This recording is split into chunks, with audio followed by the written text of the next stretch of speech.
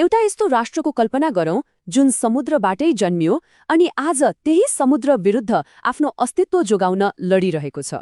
हो, आज हामी माल्दिभ्सको यही मार्मिक कथा खोतल्दैछौँ। आखिर के कुराले माल्दिभ्सलाई यति सुन्दर र सँगसँगै यति धेरै जोखिममा पारेको छ त? खैर, यसको जवाफ यसको भूगोलमै लुकेको छ। यो कुनै एउटा ठूलो टापु होइन, बरु हिन्द महासागरमा मोतीको माला जस्तै छरिएका लगभग 1200 साना साना टापुहरूको समूह हो। एउटा नम्बरले यो देशको पुरै चुनौतीलाई बताइदिन्छ, त्यो हो 1.5 मिटर। सोच्नुस् त, यो माल्दिभ्सको औसत जमिनको उचाइ हो, समुद्र सतहभन्दा माथि। यसको मतलब समुद्र सतहमा थोरै मात्र पनि वृद्धि भयो भने यहाँ त्यसको असर निकै विनाशकारी हुन सक्छ। त्यसो भए यही नाजुक भूगोलले अहिले एउटा भयानक खतराको सामना गरिरहेको छ। त्यो हो जलवायु परिवर्तन। जुन समुद्रले कुनै बेला जीवन दिएको थियो, आज त्यही नै सबैभन्दा ठूलो चुनौती बनेर उभिएको छ। अनि हेर्नुस्, यो कुनै भविष्यको कुरा होइन, यो अहिले नै भइरहेको छ।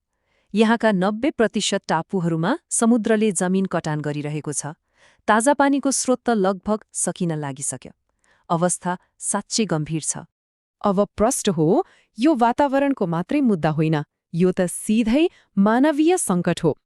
अनुमान के छ भने सन् 2050 सम्ममा देशको झण्डै 80% भाग बस्नै नमिल्ने हुन सक्छ। एकछिन सोच्नुहोस् त, त्यसपछिको अवस्था के होला? र यो कुरा विश्व ब्याङ्कले समेत स्पष्ट पारिसकेको छ। यदि विश्वले समयमै केही गरेन भने सन् 2100 सम्ममा पुरै देश समुद्रमा विलय हुन सक्छ। यो टाढाको भविष्यको चेतावनी होइन, यो त त्यो वास्तविकता हो जसको सामना माल्दिभ्सले हरेक दिन गरिरहेको छ। तर माल्दिभ्सले हरेस खाएको छैन। उनीहरू चुपचाप बसेका छैनन्। यहाँका मानिसहरूले एकदमै दृढता र नयाँ नयाँ आइडियाका साथ यो सङ्कटसँग जुधिरहेका छन्।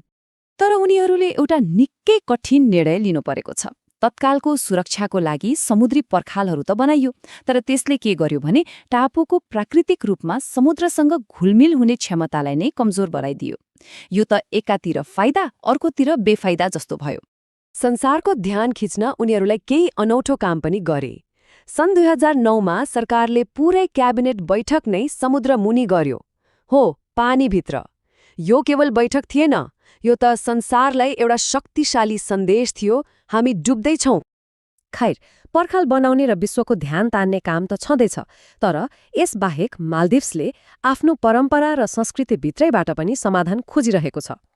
र एउटा सबैभन्दा रोचक समाधान आएको छ माछा मार्ने ढुङ्गाबाट।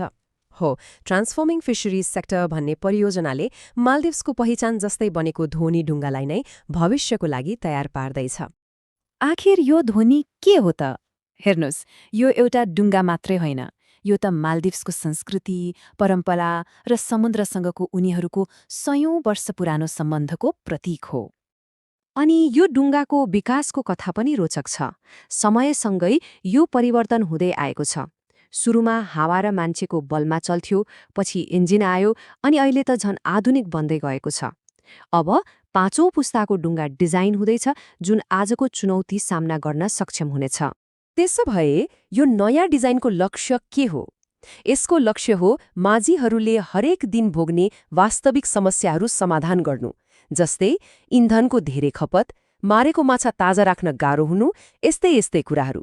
खासमा यो एउटा राम्रो ढुङ्गा बनाउने कुरा मात्र होइन, यो त पुरै माछा पालन क्षेत्रको भविष्य सुरक्षित गर्ने कुरा हो। यो पेशालाई नयाँ पुस्ताको लागि पनि आकर्षक र दिगो बनाउने एउटा ठूलो प्रयास हो। माल्दिभ्सको यो सङ्घर्षको कथा हामी सबैको लागि महत्त्वपूर्ण छ। यो पुरै विश्वको लागि एउटा चेतावनी हो। आज उनीहरूले जे भोगिरहेका छन्, भोलि त्यो खतरा संसारको कुनै पनि कुनामा पुग्न सक्छ। माल्दिभ्सका पूर्व राष्ट्रपतिको यो भनाइले उनीहरूको पीडालाई प्रष्ट पार्छ। उनीहरू भन्छन्, हामी आफ्नो देश छोड्न चाहँदैनौँ, तर पालमुनि बस्ने शरणार्थी पनि बन्न चाहँदैनौँ। यो आफ्नो घर, आफ्नो पहिचान र आफ्नो भविष्य बचाउने लडाईँ हो।